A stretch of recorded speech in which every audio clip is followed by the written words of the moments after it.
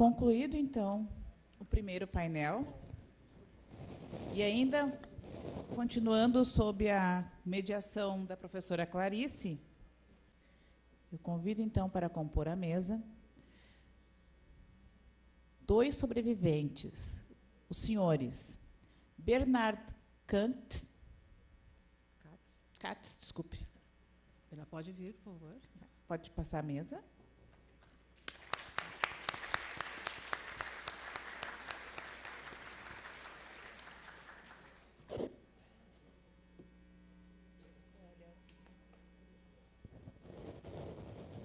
E o senhor Kurt Statton, não sei se pronunciei adequadamente. Convido ainda o senhor Yannis Melis, que recebeu o título de justo concedido pelo governo de Israel, aquele que arriscou sua vida para salvar a vida do outro.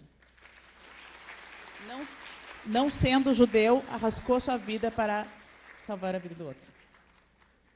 Passo a palavra, então, para a nossa mediadora, que conduzirá os trabalhos. Sejam novamente muito bem-vindos. Realmente é um privilégio estarmos aqui interagindo argumentativamente com os seus relatos. Então, gostaríamos de iniciar, se os senhores concordarem, com a fala do senhor Bernard Katz.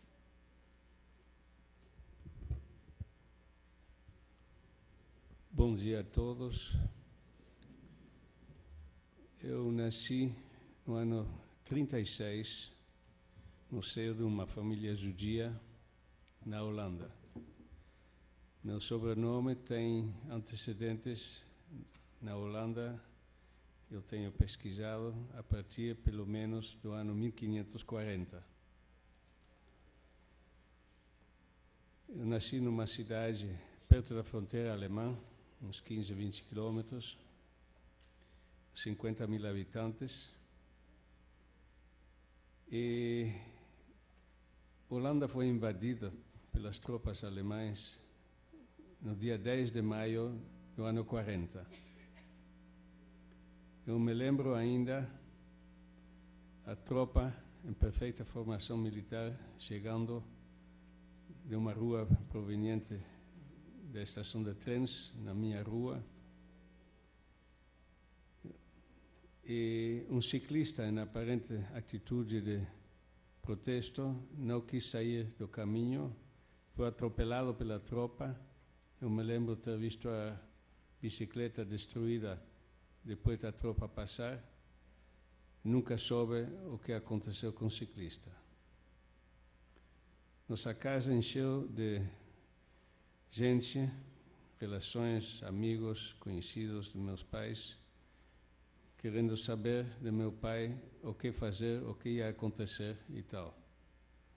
Minha irmã pensou que eram visitas porque era seu dia de aniversário. Ela tem 1 ano e meio a mais do que eu. Eu ia para a pré-escolar, um colégio perto de casa, e pronto começaram as medidas antijudaicas e não podia seguir indo para esse colégio. A partir daí, minha irmã e eu, todos os dias, fomos levados para uma cidade vizinha, num ônibus, cheio de crianças que não conhecíamos, cheio de pessoas que não conhecíamos, a um colégio, em uma cidade que não conhecíamos, o nervosismo, também transmitido pelos meus pais, por essa circunstância, nunca me abandonou. Em um certo momento, para decapitar os formadores de opinião da pequena comunidade judaica da cidade, 11 pessoas foram citadas para aparecer nessa estação de trens para ser levados presos. Os colegas de meu pai, que era gerente bancário, insistiram que ele não fosse. Ele era um dos 11. Mas ele dizia, se eu não vou, outro vai ter que ocupar meu lugar, não seria justo. E também, muitos holandeses pensavam de que essa guerra não ia durar muito. 4, 5, 6 semanas. A Holanda foi neutro na Primeira Guerra Mundial. Queria ter ficado neutro na Segunda, quando foi invadida. Mas meu pai nem se chegou a apresentar, porque 2 oficiais das tropas SS, dos nazistas, foram assassinados na nossa cidade. E, em represália, nosso apartamento foi invadido pelos nazistas. Meu pai foi arrancado de casa, foi levado a um campo de detenção na Holanda, Westerbork, e 2 dias depois, como se fosse gado, em vagões de trem para gado, foi levado a um campo de concentração na Áustria chamado Mauthausen. Naquele momento ainda funcionava a Cruz Vermelha. 15 dias depois de ser preso, recebemos uma carta. Ainda vejo minha mãe na porta da casa com essa carta na sua mão, avisando da morte do meu pai. O cabelo de minha mãe se tornou grisalho de um dia para outro. De novo, por insistência dos colegas de meu pai, de trabalho, a minha mãe se entregou, e a minha irmã, a uma organização protestante de tendência calvinista na Holanda. E devo mencionar que esta parte da população significava uns 7 ou 8% da população da Holanda, que salvou 25% dos judeus salvos.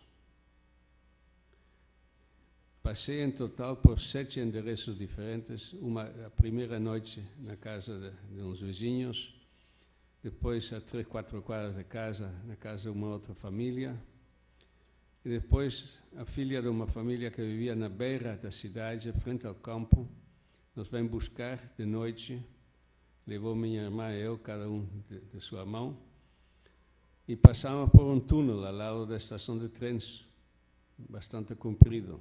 Eu me lembro o choque nervoso quando, já passando pela metade do túnel, ouvimos detrás nosso o tic-tac típico das partes metálicas das botas militares alemães.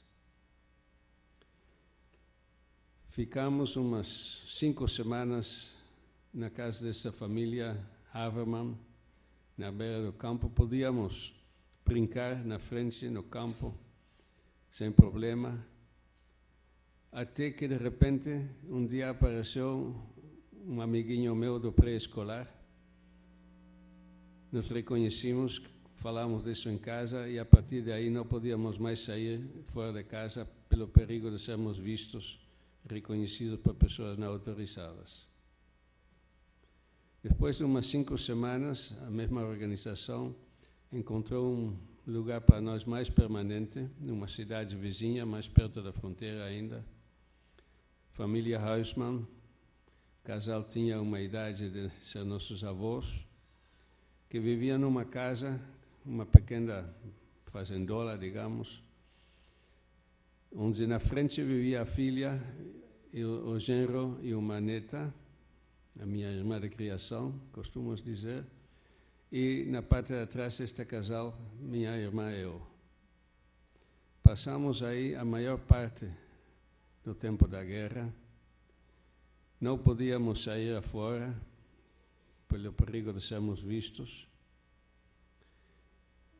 A casa ficava a uns 200 metros da estrada principal, e à beira da estrada, ou seja, uns 200 metros vizinha, ficava um café-albergue que foi convertido num quartel alemão. Também por isso, nunca podíamos sair fora de casa.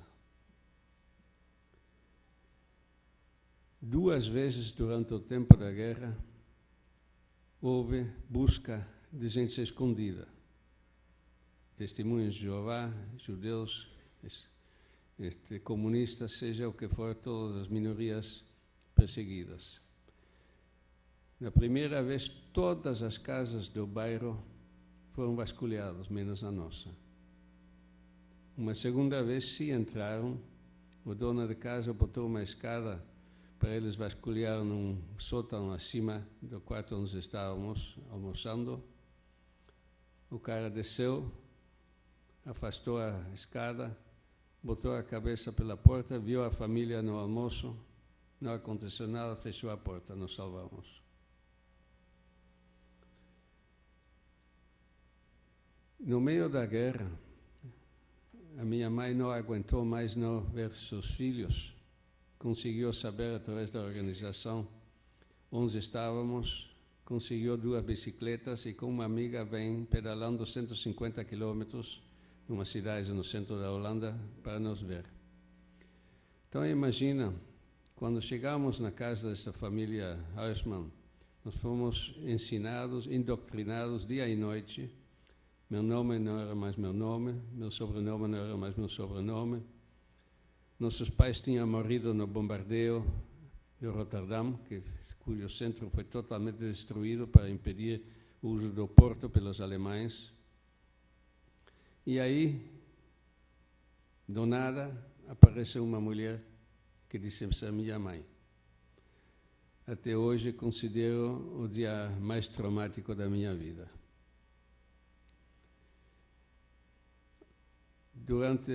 Duas vezes durante esse período, houve a suspeita de que pessoas não autorizadas sabiam que esta família escondia crianças.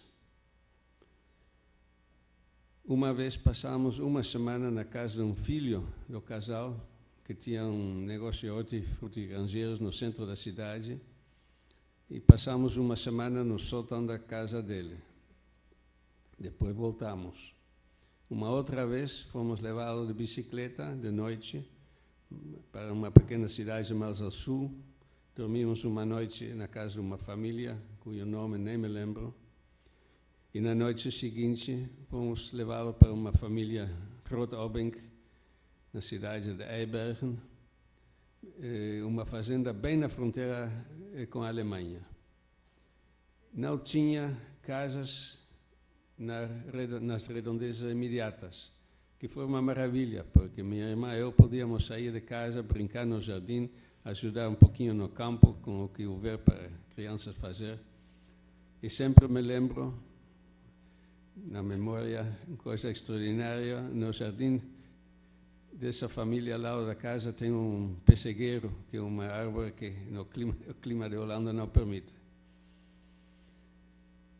Voltamos depois à casa da família Huisman, onde tínhamos estado antes, até o final da guerra.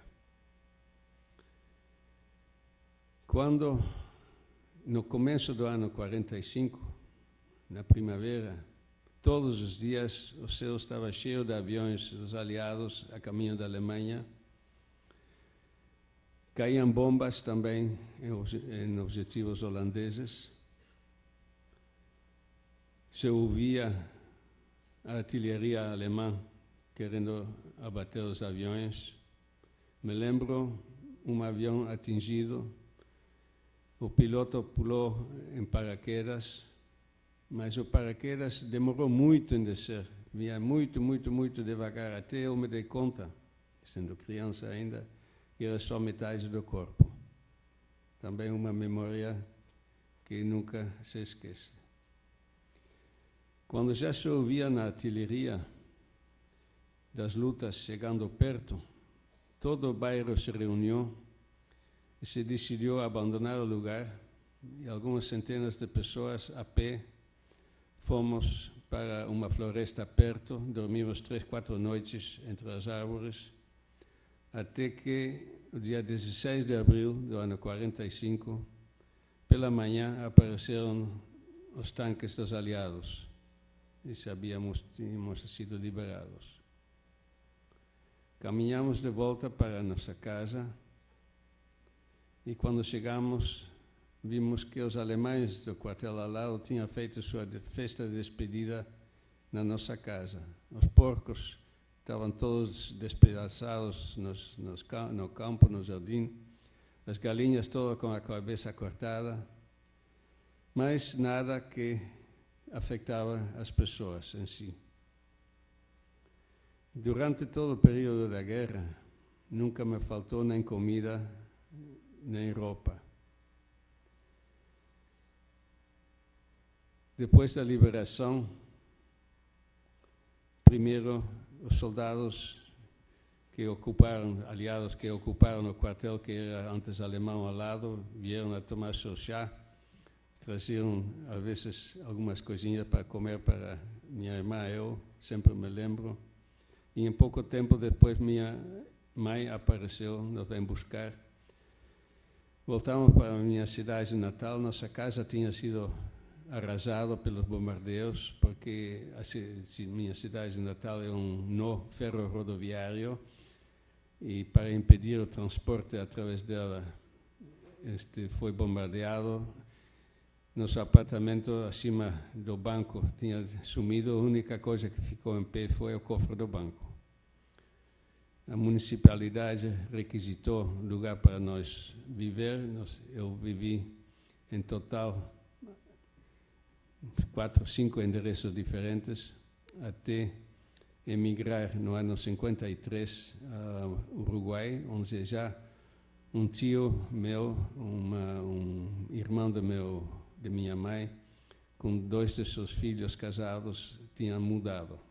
Escrevia Milagros de Montevideo, cada esquina mais ou menos uma poça de ouro. Vivi 17 anos lá no Uruguai, com 4 interrupções, que vivia em Buenos Aires. Casei uma uruguaia. Durante os anos 56, 58, passei a maior parte do tempo trabalhando na Assunção do Paraguai. No ano 70, uma oferta de trabalho da empresa que trabalhava, cheguei aqui a Porto Alegre, onde tenho trabalhado com muito prazer, muito reconhecimento.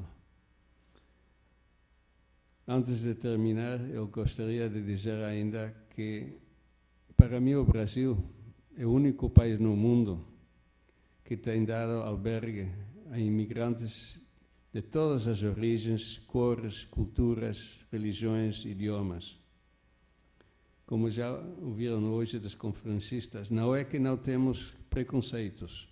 De uma forma ou outra todos temos, mas até agora temos sabido aqui viver em paz. E era isso. Obrigado.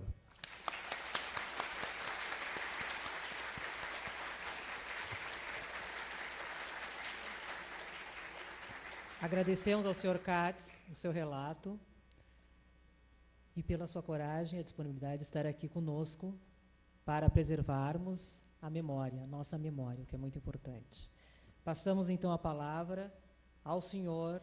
Curtis Stanton.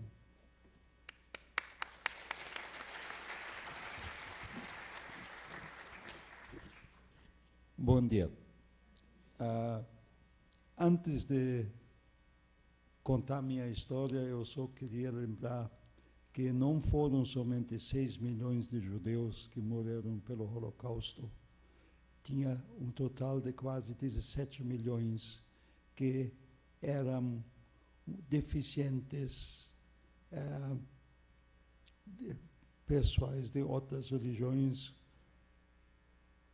e também católicos, e muitos prisioneiros dos países ocupados pela Alemanha.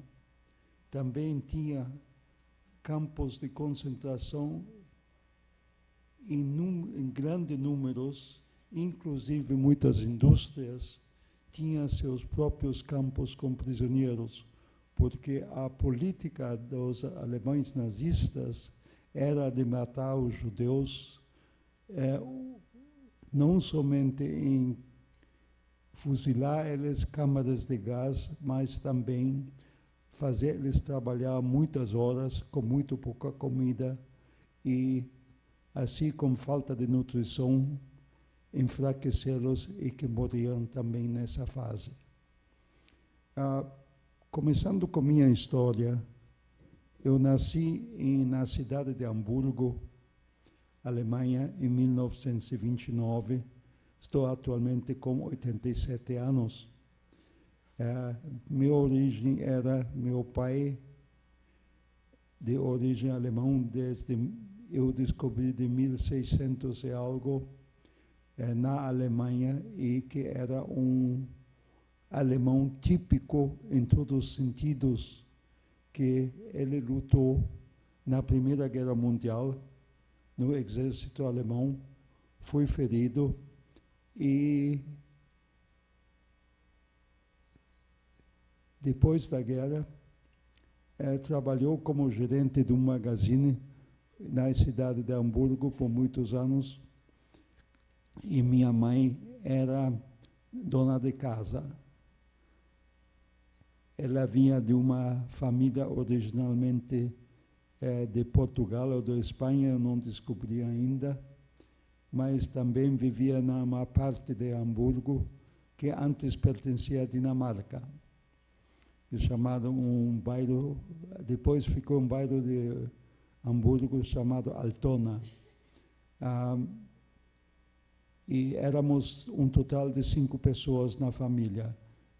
Meus pais, minha irmã e meu irmão mais velho, e eu, o caçula.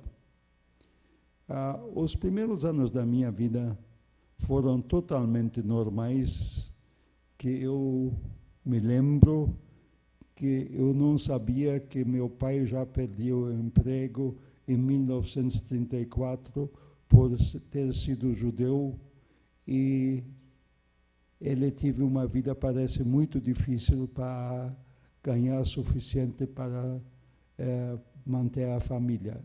Eu não sei até hoje realmente o que eu fiz e como ele fez isso. Esse nunca me foi falado, eu nunca notei. Como disse que eu era muito pequeno nessa época, em 1934, e eu tinha 5 anos. Nesses anos, até, eu diria, 36, minha vida foi muito normal. Eu brincava na rua com os amigos e ia no colégio pacificamente. E era uma vida boa. Os meus problemas começaram em 1936, quando os judeus foram obrigados a colocar uma estrela amarela com a palavra judeu, Jude, no vestimento exterior para poderem ser discriminados e reconhecidos sem problema pelos outros cidadãos alemães.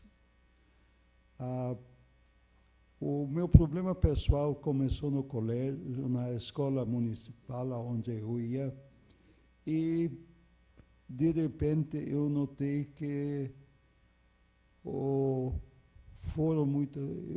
comecei a ter discussões que sempre terminaram em brigas depois das aulas e às vezes até durante as aulas, e isso por eu ter sido judeu. Isso realmente era um problema, e a minha única realmente defesa era que eu tinha um ferimento crônico no cotovelo, e que ele estava com uma bandagem que tinha umas barras de ferro dentro para não poder mover o cotovelo. Isso era a minha arma. E quando isso começou, logo depois das aulas, as brigas continuaram. Apanhei muito, mas também consegui me defender muito bem por causa do meu cotovelo. Isso durou alguns meses, e um dia o principal do colégio me chamou e me disse na cara: olha, você está causando muitos distúrbios aqui na escola, é melhor você não vir mais. Em outras palavras, foi expulso do colégio. Achei isto bastante desagradável, porque também meus amigos que eu tinha na rua começaram a desaparecer. A solução dos meus pais foi me transferir para um colégio israelita numa outra parte da cidade, que me proporcionou uma viagem de bonde de uns 45 minutos 2 vezes por dia, que realmente eu achei muito bom, porque eu conhecia muito mais da cidade do que tinha anteriormente. Os problemas se agravaram em 37 e 38, por causa que os meus pais falaram que minha irmã e meu irmão iam ser juntado aos primos dos meus pais na Inglaterra. Achei isso muito ruim, porque não tinha mais como discutir e brigar, e meus pais não queriam me mandar para a Inglaterra junto, porque acharam que era muito pequeno. O pequeno tinha que ficar em casa. Assim, em 1938, o meu irmão e minha irmã foram para a Inglaterra e fiquei muito sozinho em casa. Mas continuei no colégio até 1941.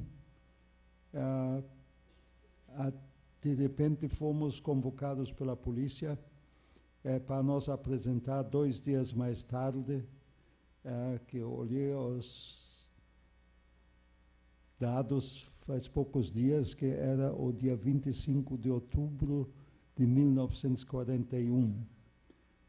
A polícia nos pediu para nos apresentar na estação ferroviária principal de Hamburgo, os 3 munidos com uma mala só, e tudo que nós tínhamos na casa deixar, e sair da casa deixando a porta aberta. Chegou o fatídico dia e nós nos apresentamos na estação ferroviária, munido da nossa malinha, e com mais alguns milhares de pessoas, e com muitos soldados da SS a nosso redor.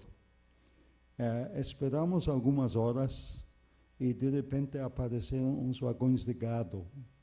Para explicar um pouco, o vagão de gado é um vagão normalmente usado para transportar gado, feito somente de madeira, piso, laterais e paredes, e com um pouco de ventilação na parte superior.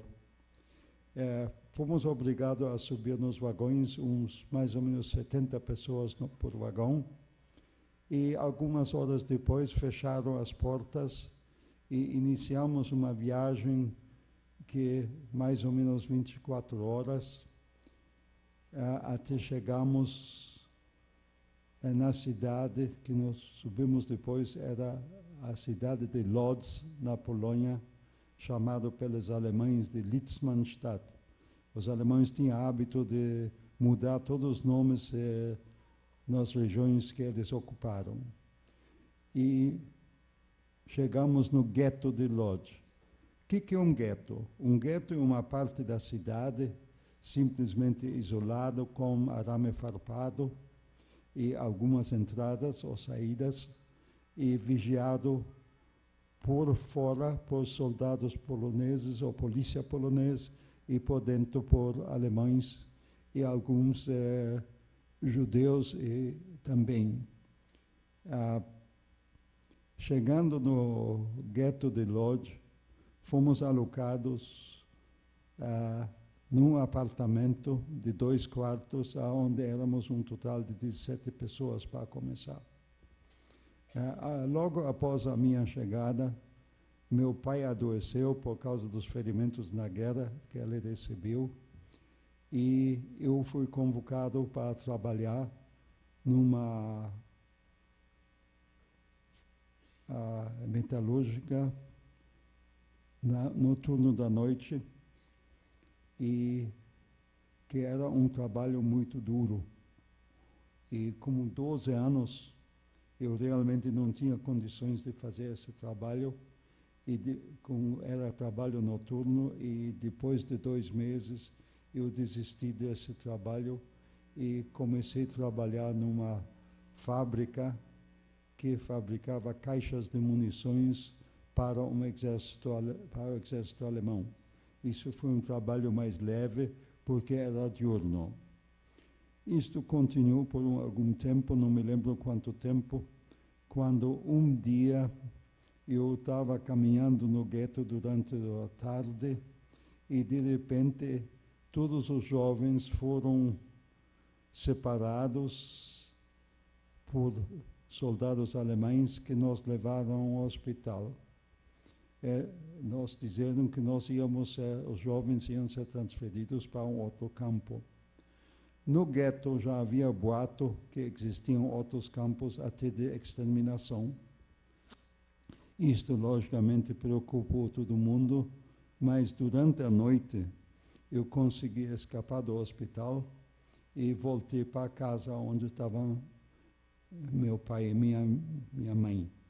Infelizmente, meu pai, durante essa noite, morreu e depois fiquei somente com a minha mãe e eu. Continuo trabalhando e depois de algum tempo fomos transferidos para outro apartamento em outra parte da cidade de Lodz e isso continuou depois para um outro apartamento ainda porque o gueto diminuiu constantemente porque as pessoas foram deportadas novamente no gueto de Lodz. Não sabíamos realmente aonde iam, mas os batos eram campos de extermínio. A nossa vez chegou também e fomos um dia também deportados do gueto de Lodz e novamente uma viagem em vagões de gados.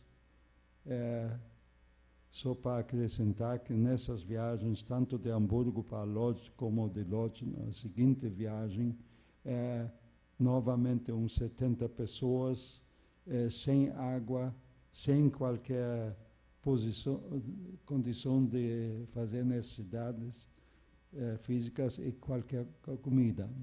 Novamente se iniciou uma viagem que durou quase que eu me lembro, uns quase 24 horas, não me lembro exatamente quantas horas durou, e chegamos durante a noite numa plataforma bem iluminado, com soldados da SS ao redor, e no fim da plataforma um oficial com um cachorro ao lado dele.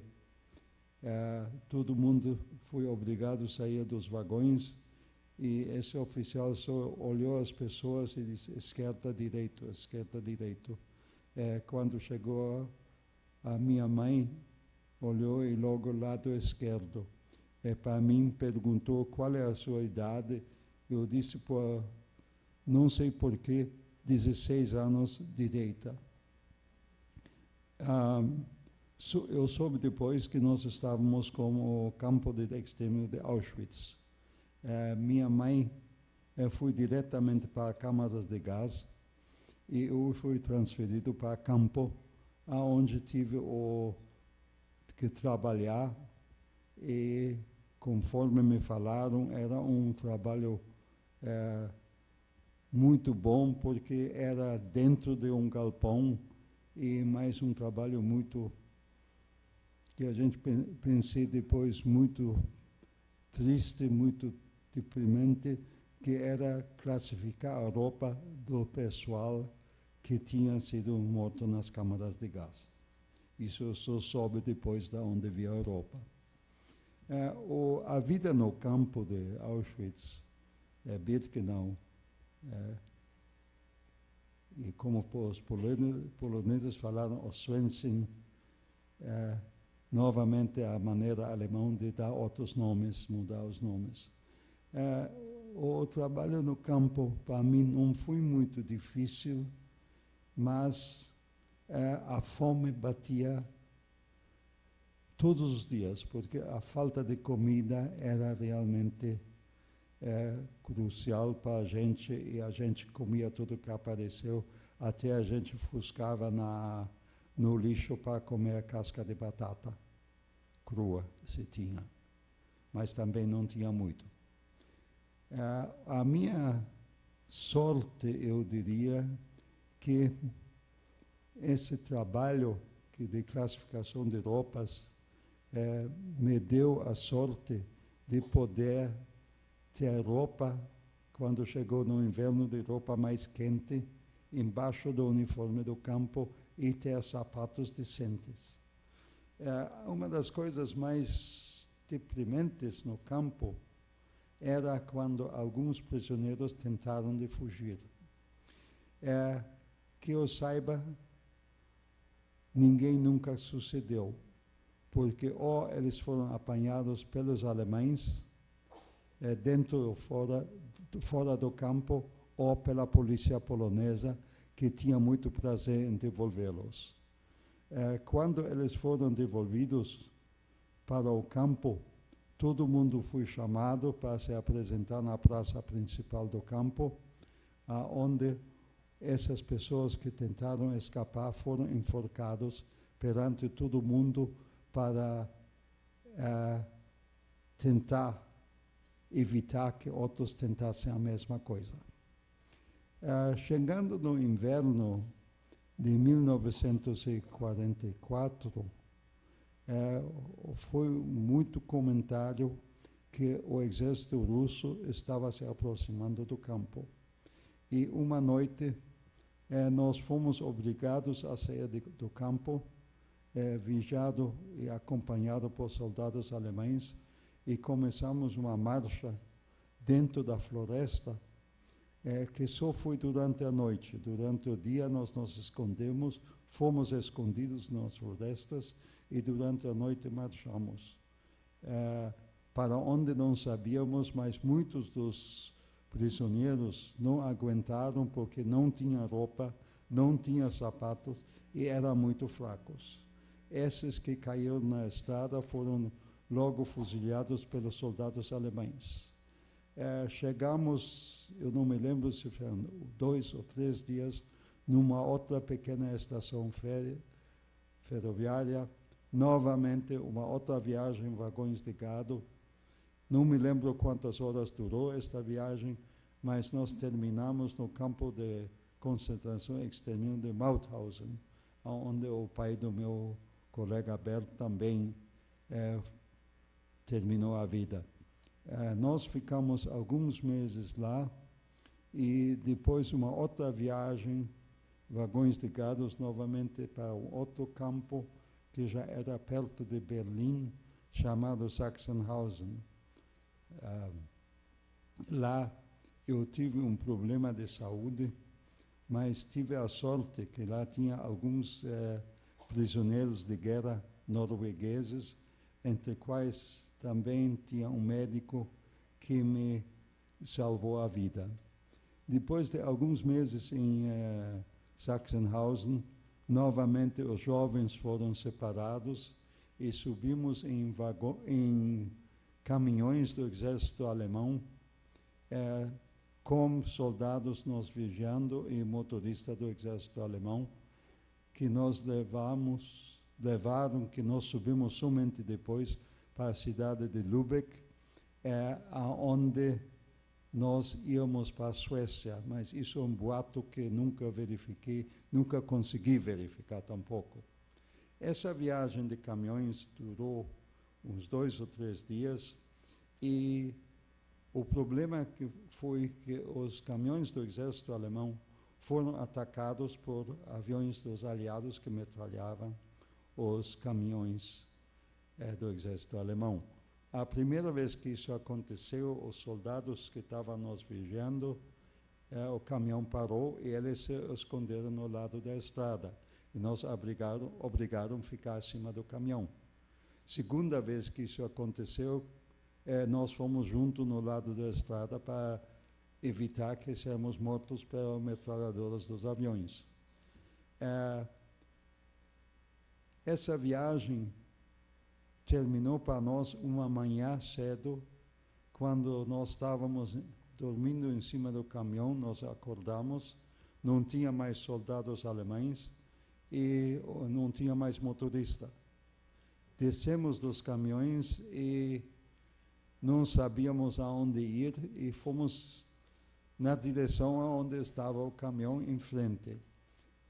Depois de algum tempo, nós fomos encontrados por soldados ingleses que nos olharam para eles, e não sei até hoje como nós comunicamos com eles, porque nós falávamos somente alemão ou polonês, ou alguns falaram russos, e eles só falaram inglês. Mas, de alguma forma, nós nos conseguimos comunicar com eles, e eles nos levaram na cidade de Lübeck, onde fomos encontrados com alguns prisioneiros de guerra franceses que tomaram conta de nós e nos levaram algumas semanas depois para a cidade de Lille. Da cidade de Lille, nos levaram para a cidade de Paris, onde encontramos pessoal do American Joint e da UNRWA, que nos entrevistaram e, por intermédio deles, eu consegui dar o nome do meu irmão e que vinha a Paris algumas semanas depois para se encontrar comigo. E foi um encontro muito estranho, porque nós não tínhamos visto por quase mais que 6 anos. Ele era um homem do exército e eu era um guri de 16 anos. Assim, eram 2 estranhos que se encontraram. Depois desse encontro, os escoteiros franceses nos ajudaram e levaram-nos para um antigo moinho no sul da França, num vilarejo chamado Moissac. Lá nos tentaram recivilizar e que era realmente a coisa mais difícil, porque vocês têm que entender que se você vive só com uma ideia na cabeça de como sobreviver, como sair disto, por anos a fio, você se torna um ser humano extremamente complicado, extremamente difícil, sem qualquer respeito para outras pessoas. Isso eu sei que aconteceu comigo e esses problemas que eu adquiri durante esses anos foram muito fortes. Eu levei muitos anos para me livrar disso e alguns, eu diria, problemas eu tenho até hoje e não vou perder mais. Depois de um ano no sul da França, eu recebi a documentação para me juntar aos primos do meu pai e minha irmã na Inglaterra. Lá eu comecei a estudar um pouco e trabalhar, mas não me senti muito feliz. Mas fiquei 11 anos na Inglaterra. Depois, por razões particulares, eu tive uma viagem para a América do Sul e a mesma companhia com que eu trabalhei tinha a fábrica em Montevideo. Quando eu cheguei em Montevideo, em 1955, eu encontrei que eu achei a maravilha do mundo. Em 55, Montevideo era uma cidade linda, com praia, com capital de um país pequeno. Era para mim o local ideal. Só que quando eu falei com o pessoal que eu ia fazer minha carreira lá, o pessoal disse, não, muito obrigado, aqui não precisamos de ninguém, mas nós gostaríamos que você fosse ao Brasil. Assim eu passei uma semana no Brasil, primeiro em Porto Alegre, que eu não gostei nada. Depois eu fui para a fábrica principal em Caxias, achei pior ainda. E o restante fui perto de Vacaria, a 30 quilômetros de Vacaria, que eu achei que era depois do fim do mundo. Eu voltei para Montevideo, voltei para a Inglaterra e começou uma conversa que durou 3 anos. E em 1958, eu decidi, olha, eu vou tentar o Brasil. Vinha em outubro de 58 para Porto Alegre e, milagre dos peixes, que eu caí como um peixe na água. E me adaptei muito bem aqui, fiz minha carreira e minha vida aqui, casei e criei minha família aqui. Eu estou aqui até hoje e tenho que dizer que minha mudança para o Brasil foi muito boa. Muito obrigado.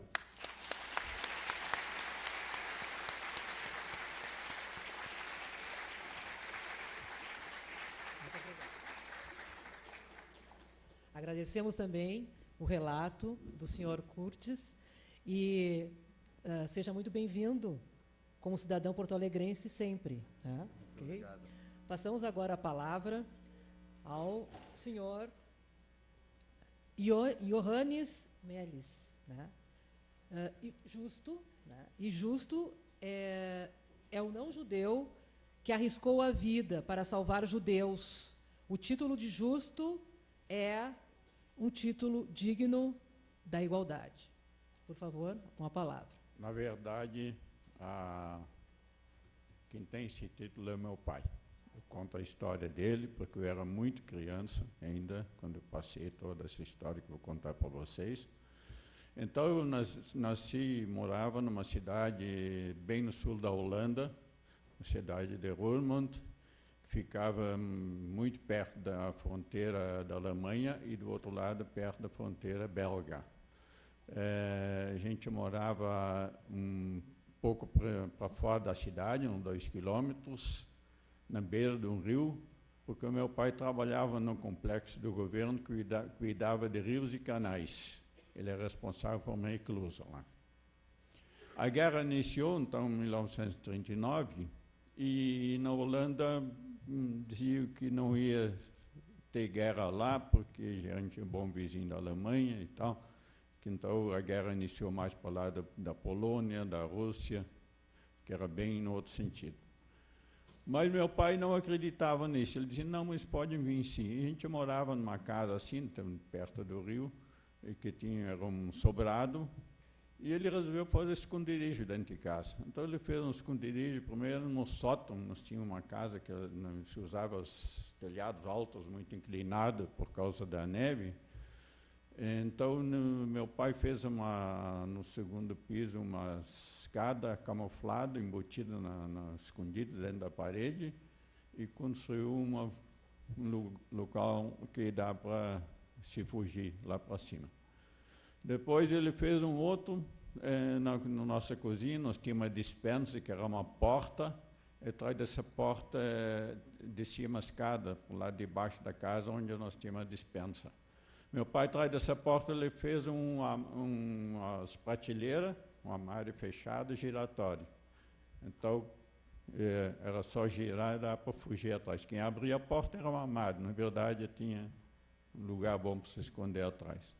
Depois ele fez um outro, embaixo da pia da cozinha. Ele fez uma escavação, então mamãe botava uma tabinha lá, com panelinhas em cima, dava para levantar e se fugir dentro desse local lá. Um ano depois disso tudo, os nazistas resolveram vir para a Holanda assim, porque era muito estratégico, porque do outro lado a gente só tinha um pouco de mar, e depois a Inglaterra, que já iniciou os combates aos nazistas também. E então se iniciou muito a passagem de aviões por cima da Holanda para chegar na Alemanha. Com isso, então, a Holanda foi invadido, tivemos combates muito fortes, e todos os homens na Holanda eles caçavam, e levavam a maioria levava para trabalhar nos campos nas fábricas de armamento na Alemanha, outros usavam lá, mas algumas pessoas ganhavam uma licença de liberdade, uma carteirinha que meu pai recebeu, porque eles precisavam. Como esse rio era muito estratégico, ele ligava direto com a Alemanha, eles precisavam da navegação, e meu pai então ficou numa boa. Ficou tranquilo, podia circular à vontade, ele tinha uma moto. E o tempo foi passando, até que, cada vez, como tinha mais aviões sobrevoando, eles procuravam sempre atingir esses aviões, e os pilotos saltavam de paraquedas. No primeiro momento, o meu pai viu um piloto canadense caindo de um avião, de paraquedas, e ele correu lá e pegou esse piloto, trouxe para nossa casa. E o esconderijo começou a servir para alguma coisa. Os alemães logo tentavam procurar eles, mas ele estava sempre mais perto e conseguia pegar e esconder essas pessoas. Eles rodeavam, não achavam, não encontravam ninguém. Mais adiante, ele fez a mesma coisa com um piloto inglês e mais tarde 2 americanos. Ele se alistou ele formou junto com outros amigos que também tinham liberdade um exército subterrâneo que chamava. Então eles faziam tudo que podiam fazer contra os nazistas, eles faziam. Eles se reuniam, faziam coisas. E ele tinha facilidade, porque tinha esse cartão de liberdade, tinha até uma bandeirinha na moto dele, que ele podia andar tranquilo. E ele se aproveitava bem disso. Mas com o tempo, a nossa casa, nunca me esqueço que a nossa casa não tinha mais vidros, logo na invasão caíram bombas na nossa região e os nossos vidros da casa, destilhados, não tinha mais vidro nenhum, e meu pai botou tábuas nas janelas. Então eu vivia na escuridão, o tempo, a guerra foi longa, e mais gente, criança, eu era muito criança, a gente acostumou assim, e nunca saía de casa por lugar nenhum, eu não conhecia nada, nem meus familiares, meus tios, eu não conhecia ninguém, a não ser uma tia minha, que de vez em quando trazia mantimentos para a gente, que meu avô tinha plantação, umas coisas assim. Então ele conseguia ajudar a gente com a alimentação. Então, meu pai, mais adiante, resolveu, junto com esse pessoal dele, afundar um navio. Os nazistas atracavam o navio na frente, no rio, frente à nossa casa, e carregavam de mantimentos. Quando estava cheio o barco, eles levavam embora para a Alemanha. Mas eles não podiam estar em todo lugar, eles não ficavam lá, eles muitas vezes se afastavam, estavam lá. Meu pai, com isso, se aproveitou um dia e resolveu dar uma afundada nesse navio. Ele foi lá, ele conhecia tudo dessa área aí, cortou as mangueiras que ventilavam a água que entrava para os motores, para ventilar os motores, que eram as mangueiras grandes, me dizia. E ele cortou e no outro dia o navio afundou. Estava afundado bem na frente da nossa casa, lá, muito perto. Ele, logo em seguida, passou um dia, ele soube, foi avisado que os alemães descobriram que ele estava envolvido nisso.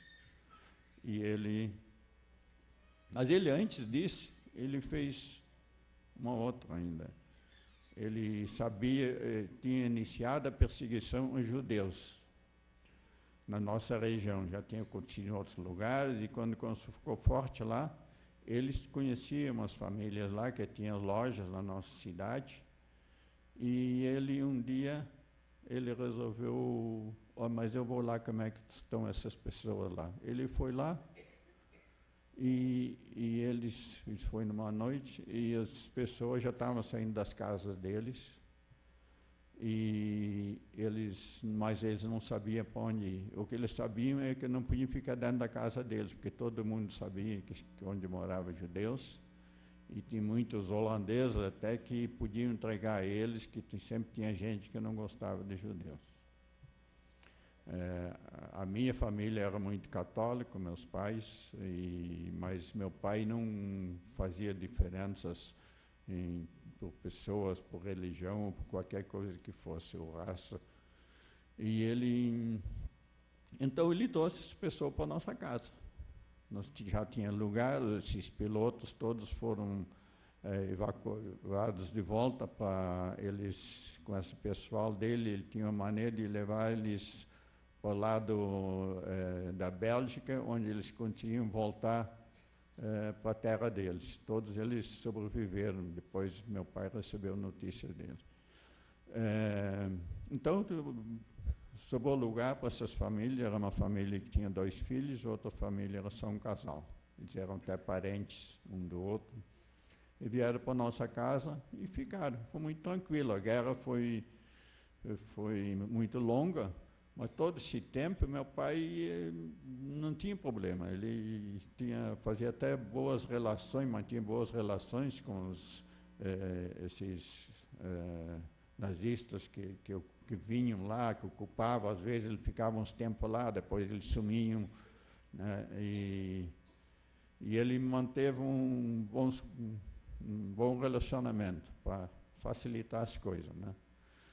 Com isso, quando ele fundou esse navio, depois ele perdeu essa liberdade. Ele teve que se esconder e não deu outro. Em pouco tempo, eles vinham inspecionar nossa casa, porque eles queriam pegar meu pai de qualquer jeito. E a partir dali começou um nervosismo na nossa família, porque nós estávamos com as famílias de judeus escondidas em cima da casa, na parte de cima.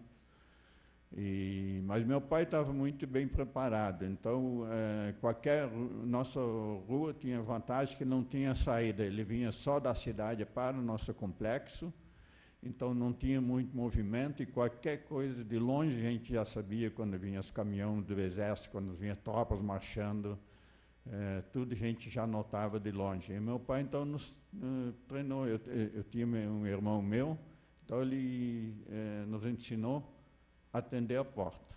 Quando ele fez, então, no corredor, nós tínhamos um corredor, e tinha do lado no mecimento, tinha uma escada que subia para cima.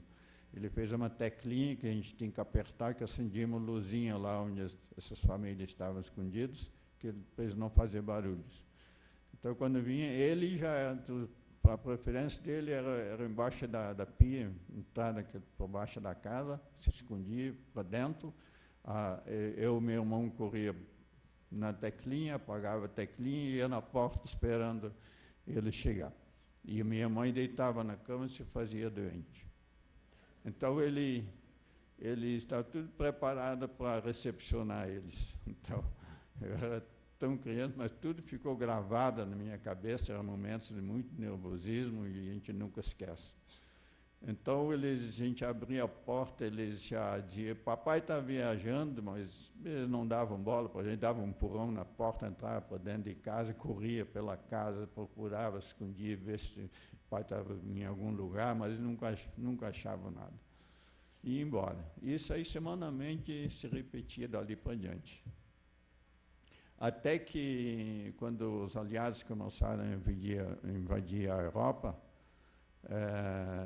então começaram os combates muito fortes na região, e nós estávamos num ponto muito estratégico de combates. Então meu pai, com esses aliados dele, ele evacuou essas famílias para um outro lugar, onde era mais seguro, e nós fomos para dentro de um bunker. Meu pai viu que tinha um bunker, uns 500 metros da nossa casa, que estava vazio, não tinha ninguém, resolveu levar a família lá para dentro. Nunca me esqueço, numa noite, nós fomos levando os colchões lá para dentro, meu pai e meu irmão tinha que ajudar a carregar mantimentos, tudo que podia. No calado da noite a gente fez esse movimento e conseguiu entrar para dentro. Esse bunker era muito bem construído, era todo em concreto, à prova de bombas, e era contra um barranco, que tinha um barranco onde ficavam as casas, porque todos os anos nessa região tinha enchente, então aquela parte tinha que ser mais alta. Mas o bunker ficava encostado por baixo desse barranco. A porta dele corria para um lado assim, e tinha grama em cima, era tudo grama na região, e grama em cima dessa porta, então era muito, muito escondido. Nós ficamos lá dentro, tudo tranquilo, até que, de uma hora para outra, nós iniciou a enchente na nossa região, e começou a entrar água no nosso bunker. Aí começaram os momentos mais críticos, que eu nunca me esqueço, que a gente começou a ficar dentro d'água. Meu pai, então, tinha umas coisinhas, uns baldezinhos, fez um trampolinzinho para a gente ficar em cima, mas viu que a coisa, a água começava a subir mais, ele não era mais sustentável. Então, ele tinha um hábito, primeiro ele abraçava a família, rezava e tal, para tomar uma iniciativa. Aí ele saiu para ir nas casas para ver se a gente voltava para casa. Era arriscado, mas não dava mais para ficar lá dentro. Como se alguém tivesse mandado, quando ele saiu, por dentro d'água, ele tinha que ir caminhando, apareceram umas tábuas boiando. Eram umas tábuas de navios que lá tinha muito aqueles navios que eram fechados com tábuas por cima, e devia ter afundado e as tábuas estavam boiando no rio. Ele puxou essas tábuas para dentro e conseguiu fazer um elevado lá dentro. Deu tudo certo para ele conseguir fazer isso. Então, nós subimos nisso aí e nós continuamos de novo. Algum tempo, eu não me lembro de quanto tempo, eu não tenho noção, eu era muito criança e não tenho noção de tempo, de quanto tempo a gente ficou lá dentro. E eu sei que foi muito longo. Até que um dia a gente notava que não sabia mais nada do que estava acontecendo, que a gente ouvia cada vez o ruído de bombas caindo, de combates, e imaginava que estava iniciando a guerra mais forte. Nossos alimentos começaram a terminar, não tinha mais água, e meu pai uma noite resolveu sair para ir nas casas, tentar conseguir pelo menos uma água, alguma coisa de alimento. Ele, naquele ritual dele, de rezar com a família, a gente já ficava muito tenso, e então ele voltou, saiu do bunker, e daqui em poucos minutos a gente ouviu um ruído de metralhadora, e minha mãe já começou a chorar muito e o pai se foi. Mas, por surpresa, daqui a alguns minutos, ele apareceu na entrada lá com um batalhão de soldados atrás dele. Já tinham prendido ele e vieram ver o que tinha lá, se é realmente que ele tinha dito para eles que estava lá escondido com a família. E eles então disseram, não, tudo bem, aqui a gente não podia sair mesmo, porque estava tudo ilhado, só para sair de lá de barco. Amanhã de manhã vai passar um navio aqui, que vai para os campos de concentração, vocês vão embarcar nesses navios. Já tinham identificado ele, eles queriam ele mesmo. E meus pais, então, começaram a chorar muito, ficamos esperando algum tempo, algumas horas. Meu pai resolveu, então, disse para mim, não, eu vou tentar de novo, buscar pelo menos água para as crianças. E ele, naquele ritual, rezou e saiu de novo. E só que ele fez outro sentido, em vez de ir direto no sentido dos caras, ele foi para um outro sentido e passou o barranco e conseguiu chegar nas casas. Quando chegou nas casas, ele foi preso de novo. Só que quem prendeu ele eram americanos. Tinha chegado, há poucos instantes, tinha chegado lá uma guarnição de reconhecimento de americanos que já tinham desembarcado na Europa, vinha vindo do sentido da Bélgica, e ele então contou a história dele, que estava escondido lá e tal. Eles então comunicaram com um comandante que estava muito mais longe, e o comandante então resolveu avançar tropas com tanques e começar a combater os alemães que já tinham recuado atrás do rio. E então iniciaram os combates e foi uma guarnição de soldados americanos para nos tirar de dentro do bunker.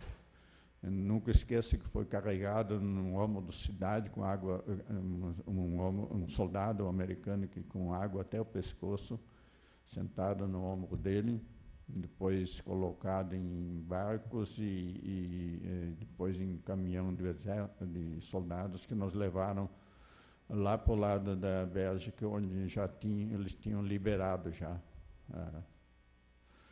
Então, nós fomos levados para lá e ficamos salvos lá.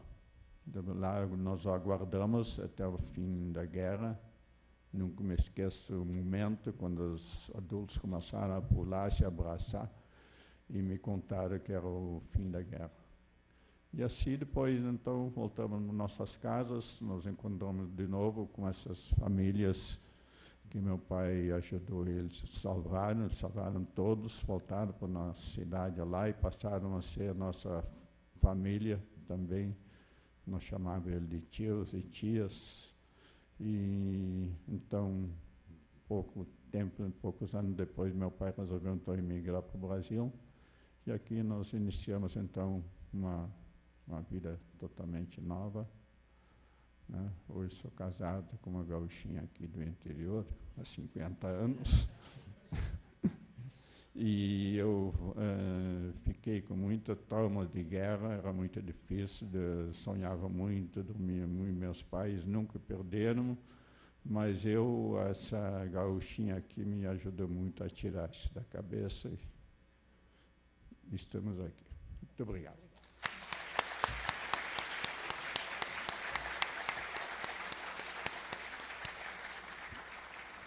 Agradecemos com muito carinho o compartilhamento de suas histórias, né, que continue fazendo isso para a construção da nossa memória.